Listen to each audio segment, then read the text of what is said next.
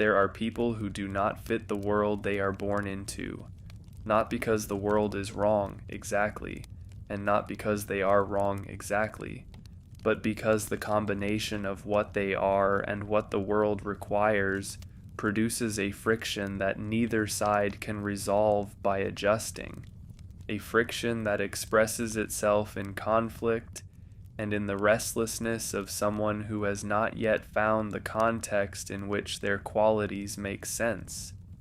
Benkei was such a person. He was born large. This is worth saying plainly because it was the primary fact of his existence from the beginning, the thing that preceded everything else, that shaped every encounter before any words were spoken. He was large in the way that certain people are large, not merely tall or heavy, but large in a more fundamental sense, large in his presence, large in the space he occupied, large in the way he registered on the attention of others. Children who are large in this way have a particular experience of the world.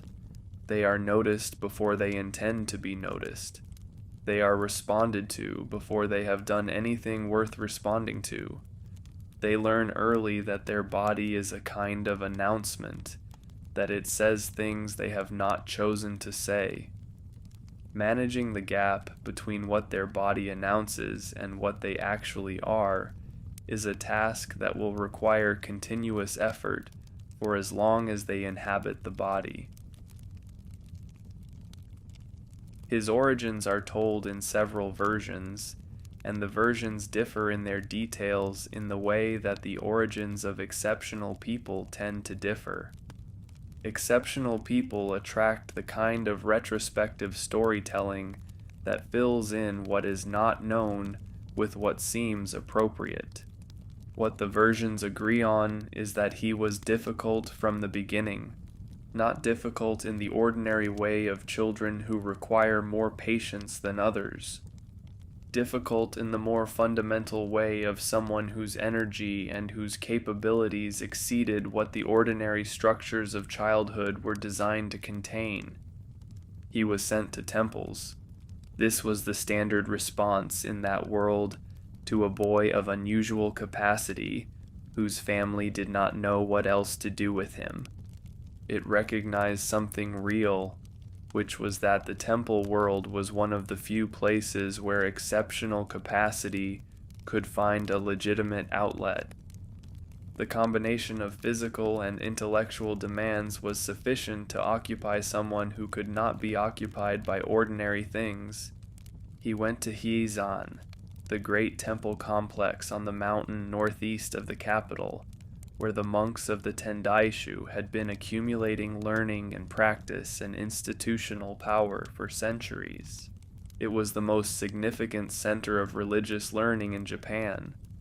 It was also, it turned out, not sufficient to contain Benkei. Hizan had its rules. Every institution has its rules, and the rules of Hizan were the rules of an institution that had existed long enough to have developed a comprehensive account of how its members should behave. The consequences of not behaving that way were also well established. Benkei was not a natural follower of rules, not because he was malicious or because he did not understand the rules, or because he was incapable of the discipline that religious life required. He was, in fact, capable of extraordinary discipline when the discipline was directed towards something he had chosen to be disciplined about. The problem was that the rules of Hizan were not always directed toward things he had chosen. The gap between the disciplines he was willing to submit to and the disciplines the institution required was a gap that institutional life has limited tolerance for. He fought. He fought with other monks, not always because he had sought the fight. His size and his capabilities meant that disputes that might have remained at the level of argument when they involved other people had a way of escalating when they involved Benkei, because the escalation was always obvious to everyone in the room. He was expelled, not from Hizan only. He was expelled from the series of temples to which he was sent after Hizan, each expulsion adding to the record of a person who could not be domesticated by the institutions that were designed to domesticate exceptional people. He wandered. The wandering was not aimless, though it might have appeared so to those who observed it from outside. It was the wandering of someone who has not yet found what they are looking for, but who understands, at some level, that they are looking for something. The restlessness driving them from place to place is not mere restlessness, but a kind of searching, an attempt to find the context in which everything that has made them unsuitable for the contexts they have tried would become not a liability, but a resource. He traveled through the provinces. He trained. The training was not the training of a man who needed to become stronger or more capable, because his strength and his capabilities had always exceeded what training was designed to produce.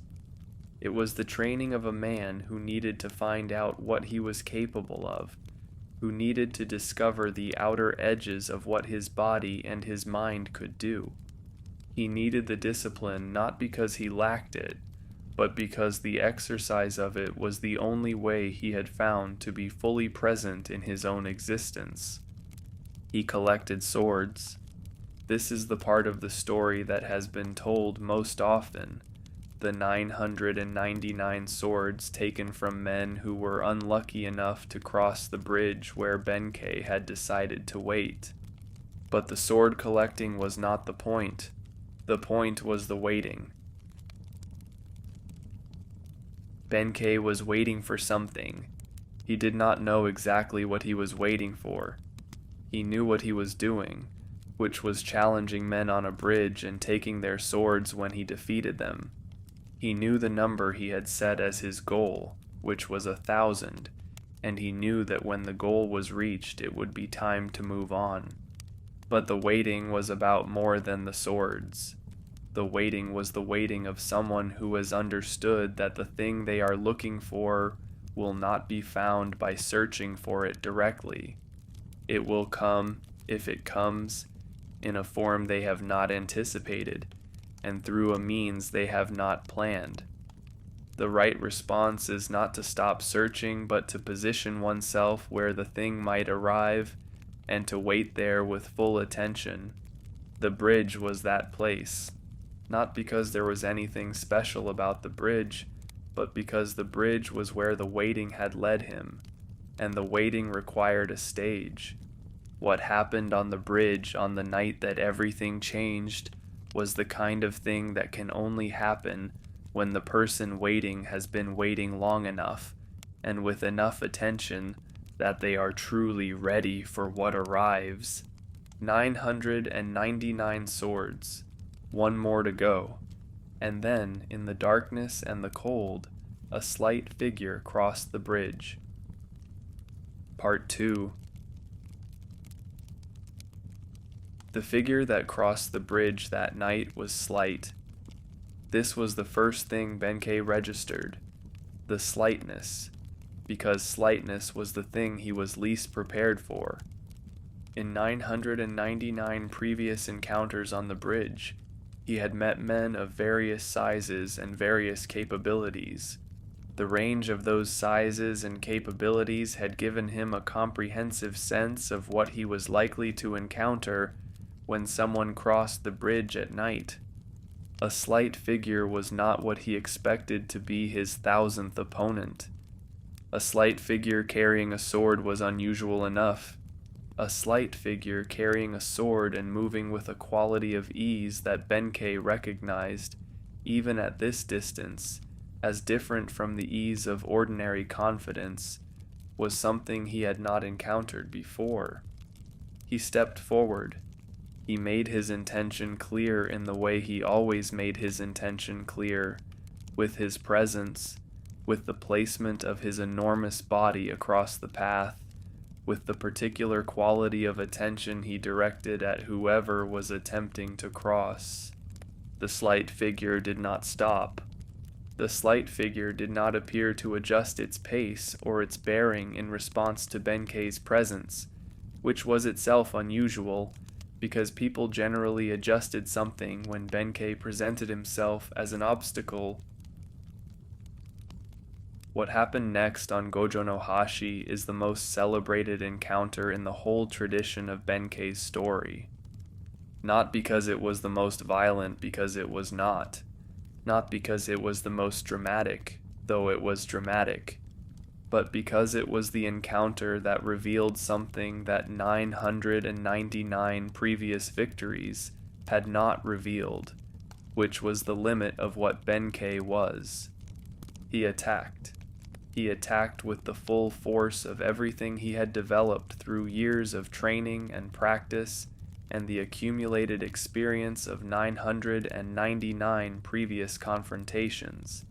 And the slight figure moved, not met him head on, not tried to match force with force, moved around the attack the way water moves around a stone, without effort, without apparent resistance, simply not being where Benkei expected him to be, and then being somewhere else, lightly and without ceremony.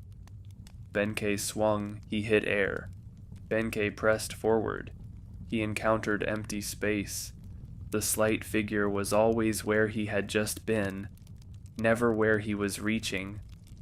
Moving through the dark air of the bridge with a quality of ease that Benkei found, as the encounter continued, not just technically formidable, but philosophically troubling. He had never been made to feel slow before.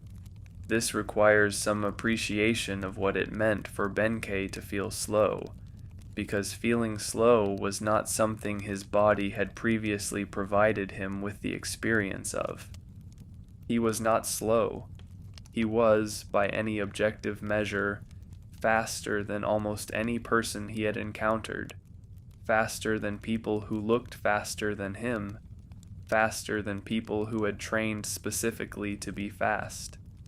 But the slight figure on the bridge was something else, not faster in the ordinary sense, more precisely placed, more exactly timed, responding to Benkei's movements not after they happened, but at the moment they were forming, as if the slight figure could read the intention before the intention had been fully translated into action. Benkei kept attacking. He kept attacking because that was what he did, because stopping was not something he had developed the habit of.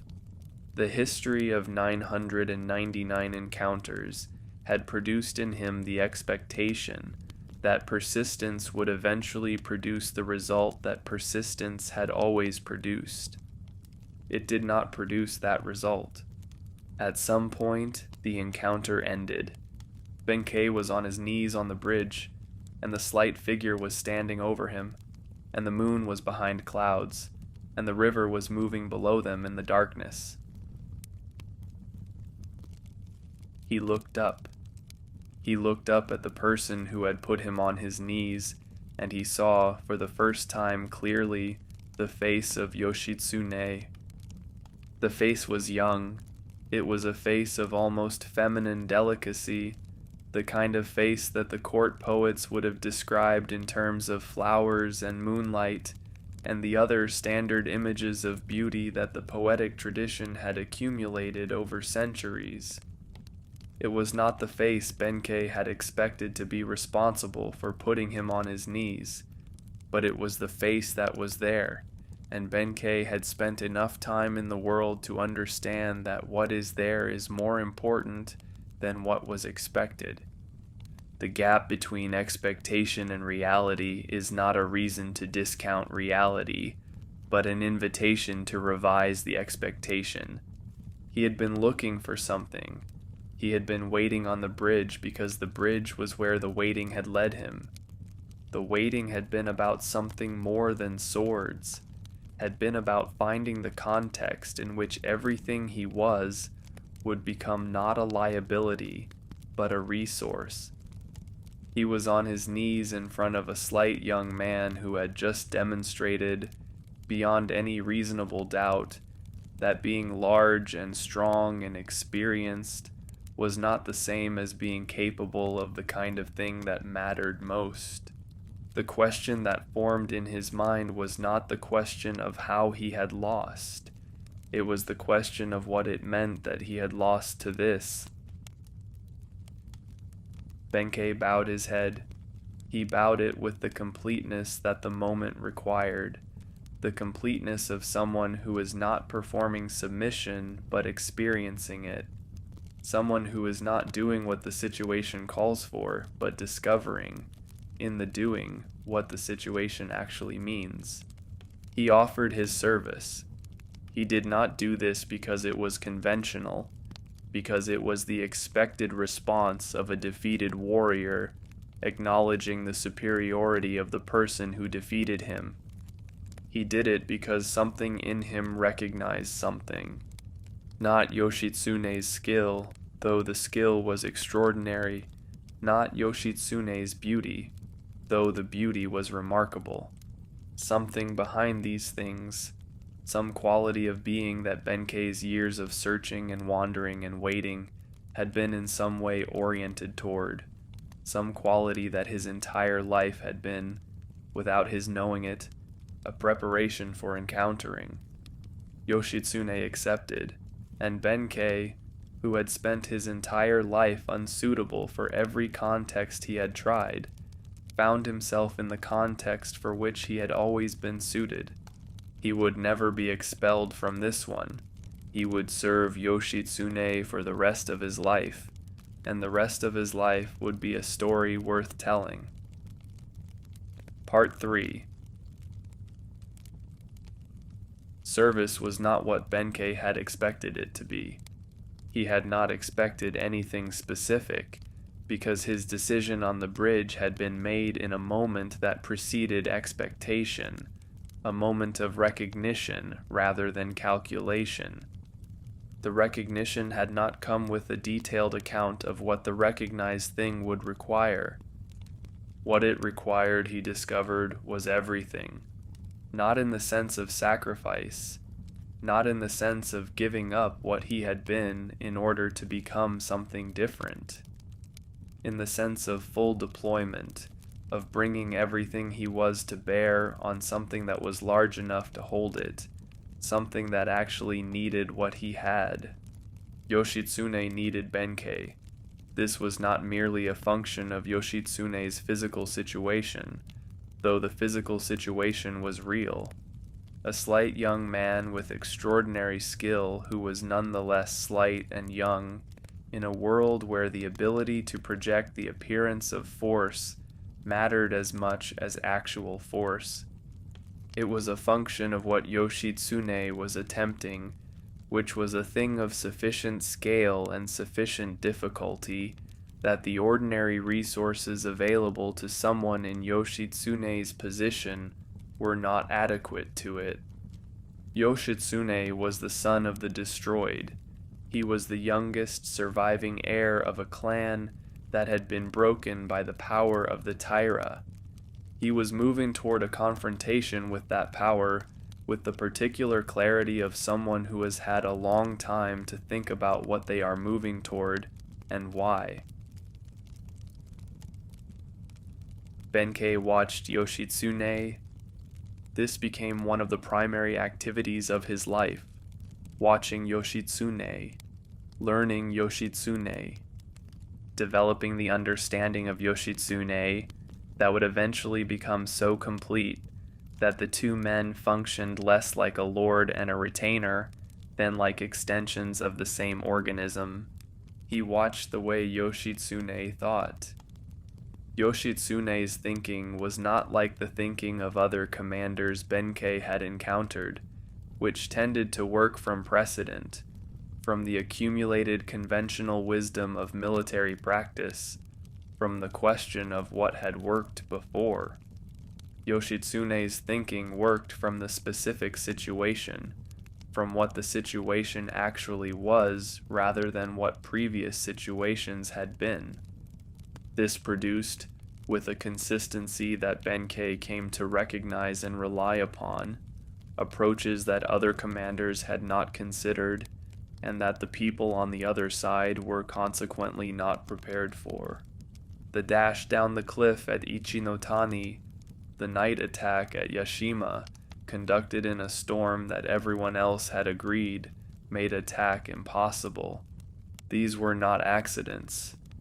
They were the products of a mind that was genuinely indifferent to what was supposed to be possible, that evaluated each situation on its own terms, and found, repeatedly, possibilities that the conventional evaluation had not found. Benkei's job was to be there when those possibilities were executed. Being there was not a simple matter. Yoshitsune went where the action was, and the action was often the most dangerous part of the situation, the part that required presence rather than management, the part that a commander with more conventional instincts would have observed from a safer distance. Benkei was always at Yoshitsune's side in these moments. This was not required of him in any formal sense. A retainer's obligations were real and significant, but they did not require a retainer to place himself in the specific point of greatest danger every time his lord chose to be there. Benkei's presence was chosen. It was chosen every time, with the full knowledge of what it meant and what it risked.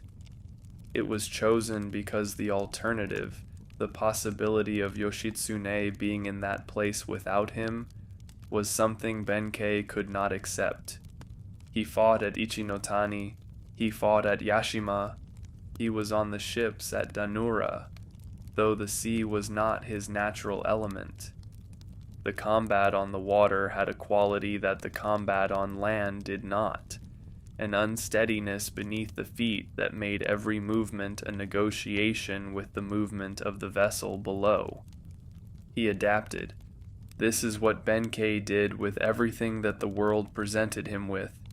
He adapted, and he kept going, and he kept Yoshitsune in his sight.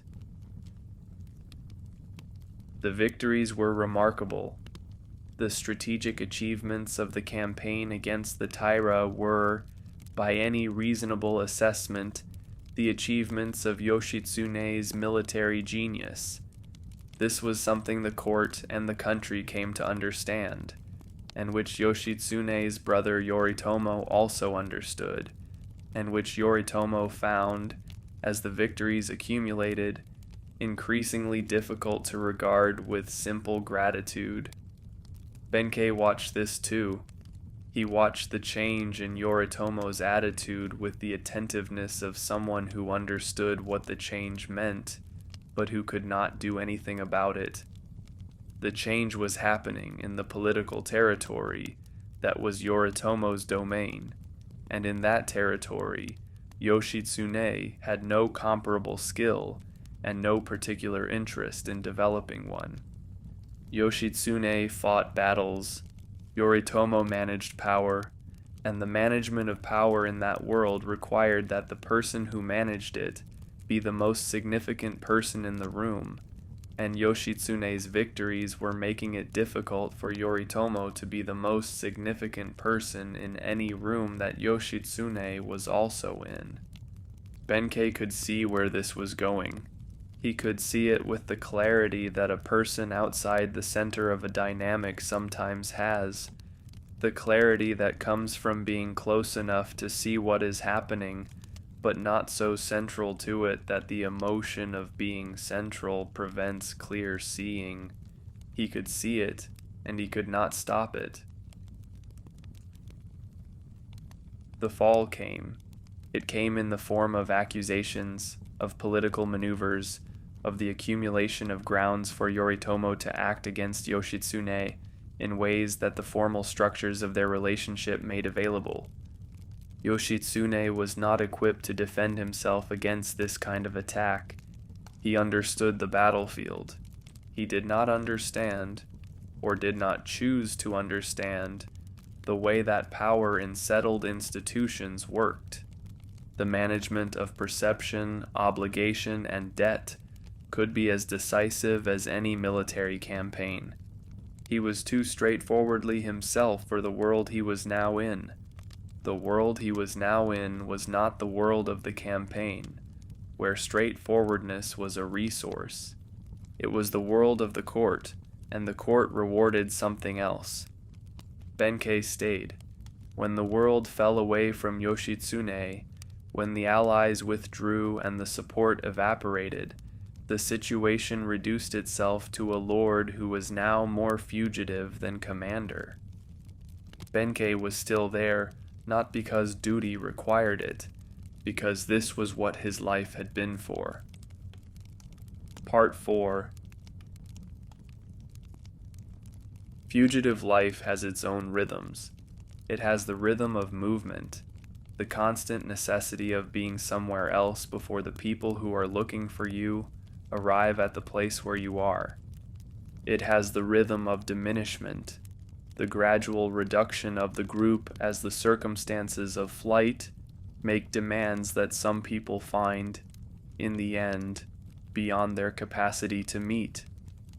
And it has the rhythm of something else, something that Benkei had not anticipated. As the months of flight extended into something longer and harder than the months of campaign had been, he found it to be the most important thing that the fugitive life produced. It had the rhythm of intimacy, not the intimacy of comfort, because comfort was not available. The intimacy of two people who have been reduced to each other, who have been stripped by circumstance of everything except what they actually are. People who encounter each other in conditions that do not allow for the maintenance of the distance that ordinary social life requires.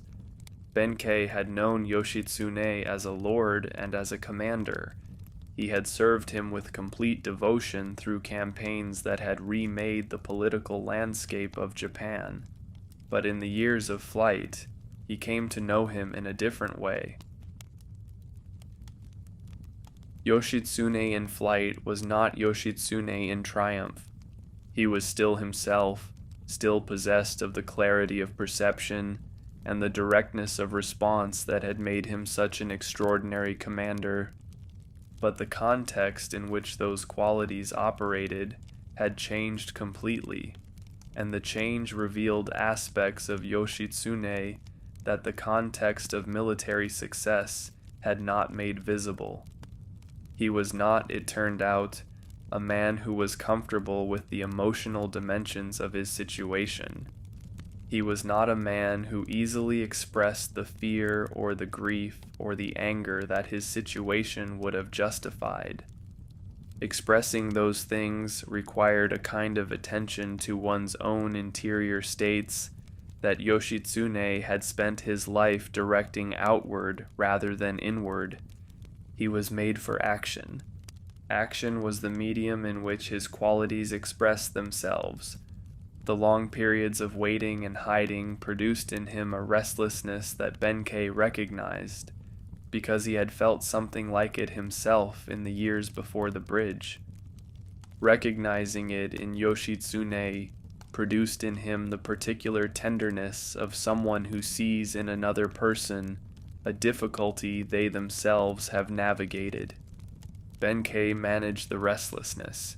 He managed it the way he managed everything, with his body, with his presence, with the steady, enormous fact of his being there that had a quality, in the reduced circumstances of fugitive life, of something close to shelter. Shizuka Gozen was with them for a time. She was the woman Yoshitsune loved, a dancer of extraordinary beauty and talent who had come into his life in the way that exceptional people sometimes come into the lives of other exceptional people, with a quality of recognition that preceded ordinary social calculation. Benkei watched the relationship between Yoshitsune and Shizuka Gozen with the attentiveness he brought to everything that affected Yoshitsune. He watched, and he understood, in the way that people on the outside of a love sometimes understand things that the people inside it cannot see because they are too close. Yoshitsune loved Shizuka Gozen completely. Shizuka Gozen loved Yoshitsune completely, and neither of them was prepared for what the flight would require, which was the separation that came when it became clear that Shizuka Gozen's presence was making the flight more dangerous. She needed to be sent somewhere safer, even if safer meant apart. The parting was one of the hardest things Benkei witnessed. Not the hardest. The hardest was still ahead.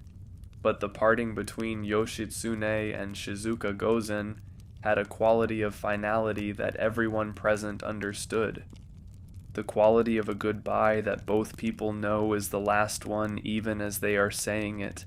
The quality of the present tense becoming the past tense in real time.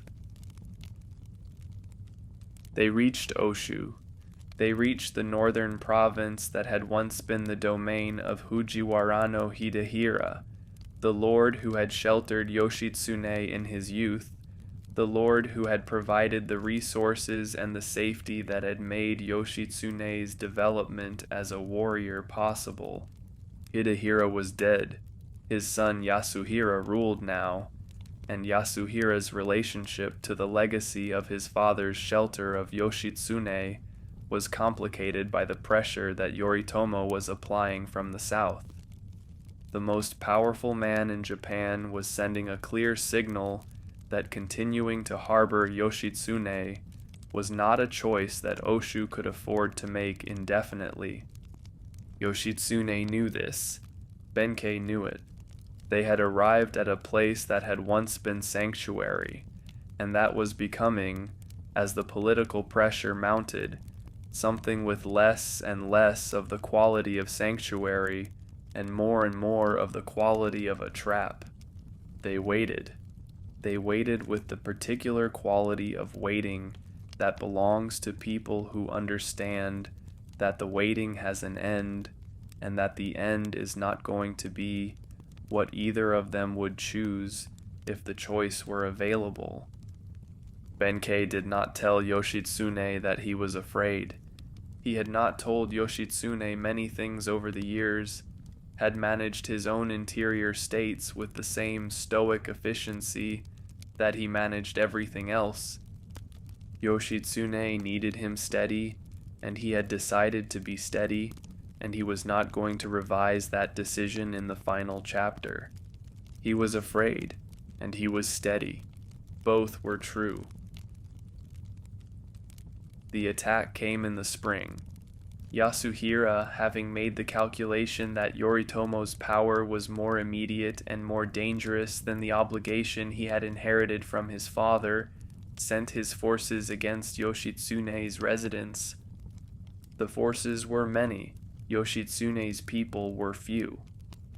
Benkei looked at the situation with the assessment of a man who has spent his life evaluating military situations, and who is capable, even at this moment, of looking at this one clearly. There was no good outcome available. There was the possibility of fighting, of selling the time that Yoshitsune needed for the things that Yoshitsune needed to do, at the cost of everything that the fighting would cost. And there was the other possibility, which was not a possibility that Benkei was willing to consider. He chose the fighting. He chose it with the completeness and the finality with which he had chosen everything in his life that mattered, and he moved to the place where the fighting needed to happen, and he began. Part 5. The journey to Oshu had required passing through Ataka. Ataka was a checkpoint, one of the checkpoints that Yoritomo had established throughout the country as part of the administrative apparatus of his new order. Its function was precisely to prevent the movement of people like Yoshitsune, through the country without detection. The people staffing the checkpoint were doing their jobs. They were alert for fugitives. They were specifically alert for a small group of traveling monks, because the disguise of traveling monks was one of the disguises that fugitives used, and the people staffing the checkpoints had been informed to watch for it. Yoshitsune was disguised as a porter. He was carrying loads, performing the physical labor that a porter performs. His face and his bearing adjusted as much as they could be adjusted toward the appearance of someone without distinction. Benkei was disguised as the head monk of the group, the person in whose name the group was traveling, the person who would do the talking if the checkpoint required talking. The checkpoint required talking? The officer at the checkpoint was suspicious. He was doing what suspicious officers do, which is look for the thing that doesn't fit, the detail that is slightly off, the element of the presentation that doesn't quite cohere with the story being told. He was looking at the porter. The porter had the wrong quality of movement. Not wrong in any obvious way, but wrong in the subtle way that trained eyes detect in people who are performing a role rather than living it. The particular kind of performed ordinariness that a person of distinction cannot quite achieve, because the body remembers what it is even when the mind is trying to be something else. Benkei saw the officer looking at the porter. He understood what the looking meant. He understood that the situation was developing in a direction that had one possible outcome if nothing changed, and that changing it required something more dramatic than the continuation of the explanation he had been providing. He turned to Yoshitsune. He began to berate him. What Benkei said to Yoshitsune at Ataka no Seki is remembered as one of the most extraordinary performances in Japanese history. Not extraordinary in the sense of being elaborate or sophisticated. Extraordinary in the sense of being the product of a mind that had assessed a situation completely in a fraction of a moment, and had found in that assessment the one response that the situation required. He berated Yoshitsune for being slow. He berated him for causing trouble. He berated him with the specific language and the register that a senior monk uses to a junior one, a language that carries within it the whole hierarchy of religious authority, a register that implies a long history of exactly this kind of complaint, about exactly this kind of failure. He was furious. He was convincingly, entirely, completely furious in the way that only a person who is not actually furious, but who needs to appear furious for reasons of life and death can manage. He had the capacity to step entirely outside his own emotional state and become what the situation required. The officer at the checkpoint watched this. He watched Benkei berate Yoshitsune with the furious specificity of a man who has been dealing with this particular problem for a very long time. He stopped looking at the porter. The group was allowed to pass. They moved through the checkpoint and down the road on the other side, and when they were far enough from the checkpoint that the checkpoint could no longer see them, they stopped. Yoshitsune turned to Benkei. What passed between them in that moment is described in the accounts with the restraint that significant moments between people who know each other very well tend to receive. The restraint of two people who do not need to say everything because they already know everything. Yoshitsune was moved. Benkei had just beaten his master in public, had raised his hand against the person he had devoted his life to serving. He had done the thing most contrary to everything that the relationship between them meant, for the purpose of saving that person's life. The inversion was complete and deliberate and done with the full understanding of what it meant. Benkei said something. The accounts preserve what he said with the care that things worth preserving receive. He said that it was unforgivable to have struck his lord. And then he wept. Benkei, who had not wept at any of the things that had happened since the campaign began, who had managed every loss and every diminishment and every departure with the stoic efficiency that had become the primary mode of his existence, wept at Ataka no Seki, not for what he had done, for what it meant that he had needed to do it. They continued north. They moved through the spring landscape of the country, with the particular quality of movement that belongs to people who are moving towards something they cannot name, but whose direction they know. The cherry blossoms were out. This detail is preserved in the accounts because the accounts understood what it meant.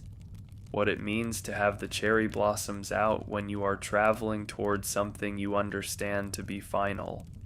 To have the most beautiful thing that the Japanese year produces, framing a journey going in a direction the traveler would not have chosen. Benkei looked at the blossoms. He was a man who had spent his life in motion, in the exercise of his enormous capacity, in the service of the master he had found on a bridge and followed ever since. He had not spent much time looking at cherry blossoms. He looked at them now. He looked at them with the attention of someone who understands that the looking is one of the last times the looking will be available. Looking more carefully than he had ever looked before, storing what he saw with the thoroughness of someone who wants to carry it with them wherever they are going. Oshu was ahead, and what waited in Oshu was the last thing Benkei would ever do. Part 6.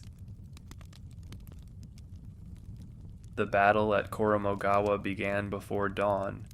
The forces of Yasuhira came against the residence where Yoshitsune and his small remaining group had taken shelter, and the forces were large and the group was small, and everyone present on both sides of the conflict understood what the disparity meant. Benkei positioned himself at the gate.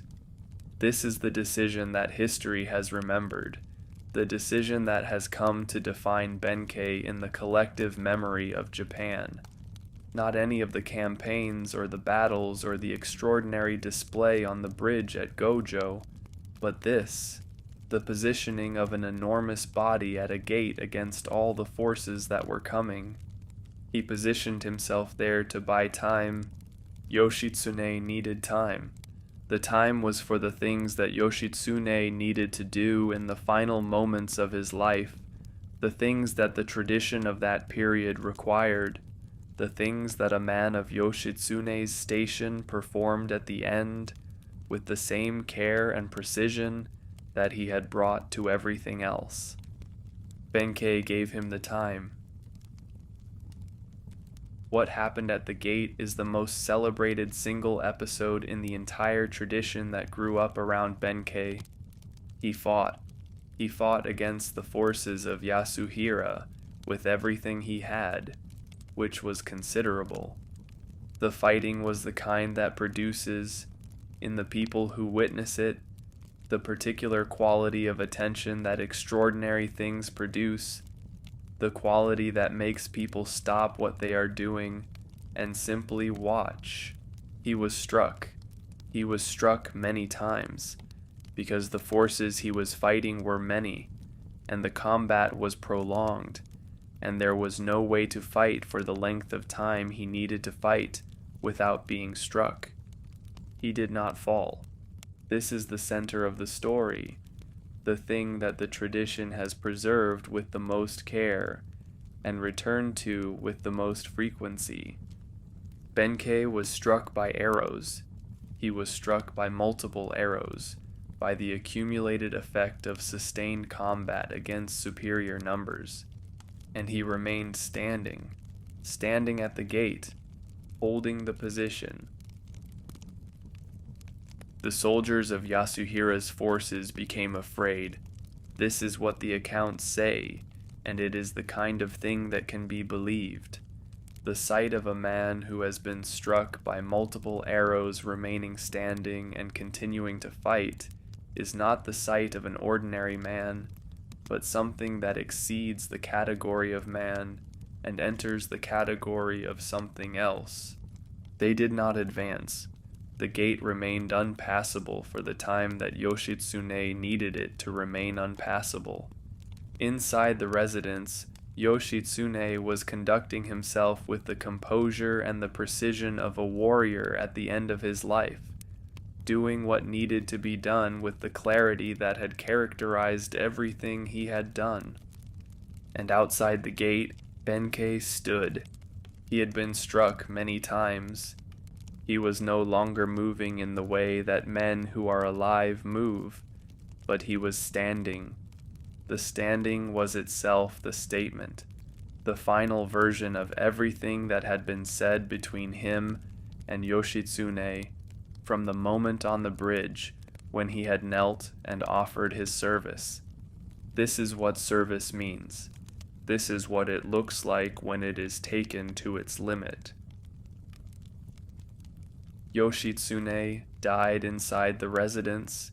He died inside the residence as warriors of his tradition died at the end, having reached the point that Benkei's stand at the gate had been designed to allow him to reach, with the dignity that the moment required and the completeness that nothing less would have provided. The residence burned. The fire that consumed it consumed everything except the fact of what had happened there. Fires cannot consume the things that exist, not in the physical world, but in the world of memory and story, which is not subject to the same processes of destruction that the physical world is subject to. Benkei fell. He fell at the gate where he had been standing, and the accounts describe his falling with the particular care that they bring to things that deserve to be seen clearly. He fell standing. He fell in the position he had taken and maintained, and when the soldiers of Yasuhira finally advanced through the gate that had held them for so long, what they found was not a man who had been defeated. What they found was a man who had done what he came to the gate to do. What does it mean to serve as Benkei served? The question is worth asking because the answer is not obvious, and because the tradition that grew up around Benkei has sometimes answered it in ways that miss something important. It is easy to read Benkei's story as the story of a great warrior, which he was, or as the story of a devoted retainer, which he also was, or as the story of a man whose physical capacities were so extraordinary that his final stand belongs to the same category as his other accomplishments. But what the story is, at its core, is the story of a man who found the context in which his qualities made sense. Benkei had been unsuitable for everything. He had been too large, too capable, too restless, too difficult to contain by the institutions that were designed to contain exceptional people. And then he had found, on a bridge in the darkness, a slight young man who needed exactly the things that Benkei had, and the finding had given everything that had previously seemed like a problem the quality of a preparation. The bridge at Gojo, the gates of Ataka, the gate at Koromo. 3 gates, 3 moments that define a life. At the first, a man on his knees, looking up at someone who had shown him what he had been waiting for. At the second, a performance of furious authority, a man stepping outside himself for the person he had knelt to. At the third, a man standing at a gate that he would not allow to be passed, standing until there was no more standing left, and then continuing to stand. Benkei had spent his life looking for the context in which he made sense. He had found it on a bridge. He had kept it through everything. He had given it, at the gate at Koromogawa, the last full measure of what he had. And the legend of Benkei, which has continued to grow and to be told for more than 800 years since that spring morning, is the legend of what it looks like when a person finds what they were made for and gives themselves to it completely, without reservation, without remainder, all the way to the end.